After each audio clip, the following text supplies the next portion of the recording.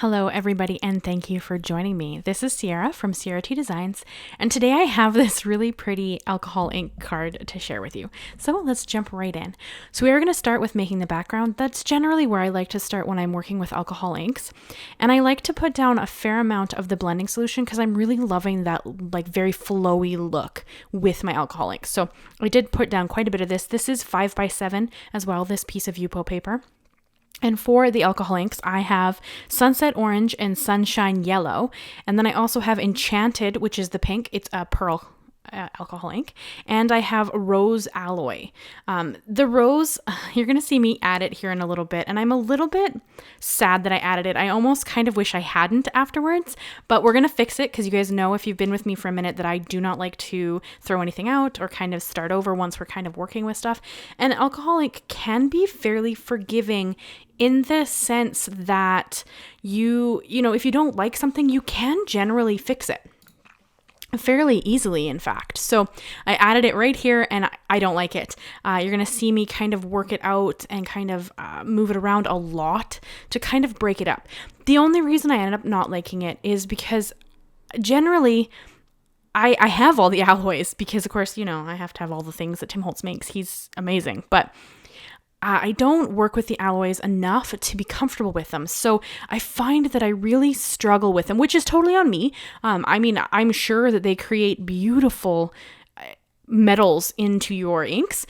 For me personally, I struggle with them. So I did use the rose alloy, but honestly, I kind of wish I hadn't. Not that it even turns out poorly. It doesn't. I love how this background turns out in the end, but you saw me having to kind of fight to break it up quite a bit there. And again, it's just user error more than anything. It's not the product, it's me. I need to play with them some more and get a better feel for how the alloys go down.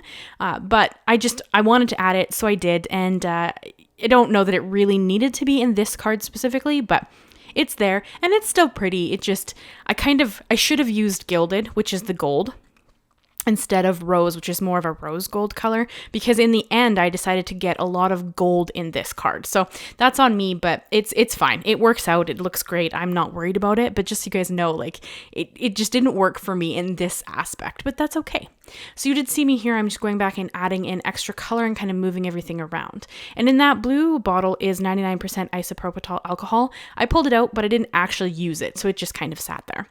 And now this is one of my favorite stamp sets. This came out in a Simon Says stamp kit 2-3 years ago, maybe.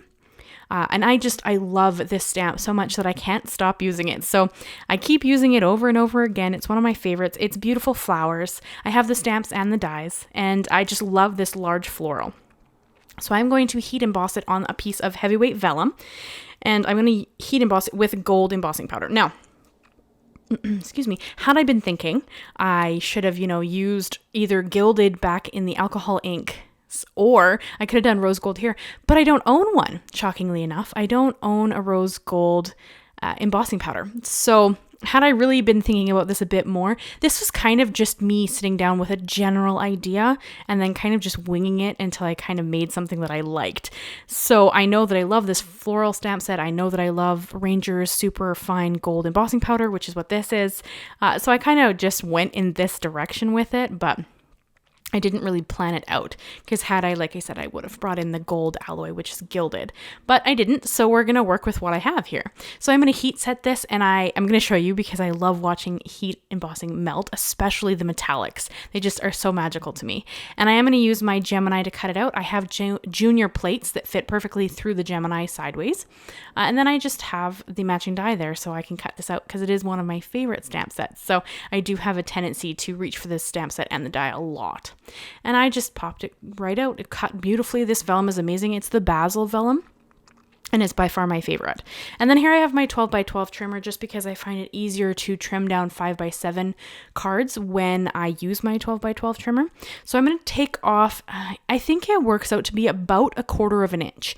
This is going to be a 5x7 card. So it works out to be about 1/4 of an inch on each side. And then when I create the gold mat, you'll see me, and I cut it down to about 1/8 of an inch from the 5x7 size. So I eyeball things. So I tend not to be the greatest at giving my measurements, but I always try to give you guys an accurate measurement in case you want to replicate it. But as a general rule, I like my mats to be about 1/8 of an inch smaller than each layer. That's just kind of my go-to measurement. And then I always kind of like hold them up together and see how I've done, because I like to be sure that they're actually going to look nice. And then here you can see that that one actually worked out really well. And then here I'm going to cut out my sentiment. I have the Honeybee Thanks Buzzwords stamps and dies. And I have 2 of the dies here. I have kind of the shadow and the actual word itself. And I did cut it out of the center of my mat. Now, you could absolutely cut out more of this gold cardstock and use it for other things. I have a tendency not to, simply because I don't like layering things without some kind of stability behind them, but you absolutely could if you're concerned about waste or anything like that. I generally don't. And then I did layer up my thanks with 3 layers of the word thanks in a white cardstock. Then I put the gold layer on top. Just this, I like to add dimension. There's no other dimension in this card. So the sentiment kind of stands out, which I really like. So that's kind of what I was thinking there. But you could adhere it flat to the vellum base as well, because it would still look pretty. This is just, I have a tendency towards adding a bunch of dimension. And then I'm going to use the stamps from this same stamps or die set. And it just says for everything. So my card will say thanks for everything. This was for a few reasons. I really wanted to bring in that white cardstock because you get such a small amount of it around the outside, and this kind of ties it together a little bit better. And I wanted to bring in that gold embossing powder again to watch it melt. Now, granted, the gold embossing powder and the gold cardstock are not a perfect match for gold, but they're close enough that it's pretty difficult to tell that there's several shades of gold going on here. So I'm pretty happy with it. And then this way it's there more than once as well, which helps that as well. So I'm going to trim this out into be a label style sentiment. You could, of course, use dies if you have them. And I do have them. My trimmer was sitting here and I don't mind trimming things. So I have a tendency towards just using it instead of, going to find my dies and then lining it up and kind of messing around with it. I just find this easier for me, but you could, of course, use the matching, like a die set to cut out a label. And then I'm going to start adhering everything together. So I am going to adhere everything with my Nuvo Deluxe glue. I do jump kind of back and forth between Nuvo Deluxe and Barely Art glue in this, simply because I own both and I love both. You don't need multiple glues unless you're like me and like to have all the things, but I find the Barely Art tip is great for anything that's really thin or delicate, and then the Nuvo works for anything that's bigger. So that's just kind of my preference. The Barely Art glue actually comes with several tips. I just keep the fine tip on it because I find that that's way easier for me to use, but whatever you want to use works, right? So I'm going to adhere my sub sentiment down flat, and I'm going to kind of have the thanks overlap a little bit for everything. I like how that looks. I think that it ties the sentiment together really nicely. So I am going to adhere that slightly over top. Really only the shadowing will kind of sit over top of the for everything. And I am going to hold this up too, just to make sure that it looks straight to my eye. Again, I tend to eyeball everything. That's just kind of how I roll, but I mean, you could bring in a ruler and make it a bit more precise if that's something that concerns you. And then for the vellum piece, because vellum generally can be seen through, glue can be generally seen through the vellum, I kind of strategically placed it on all the leaves and kind of in the center of the flowers. I did little dots. You don't really see it, honestly, so I could have been a bit more liberal with the glue here. But I just kind of kept it in the areas that the embossing was a bit thicker. So like the leaves and the inside of the flowers, stuff like that. Excuse me. And then I did bring in some Studio Katia Gold Sparkle Crystals, just because I need to add bling to all the things. That is how I roll.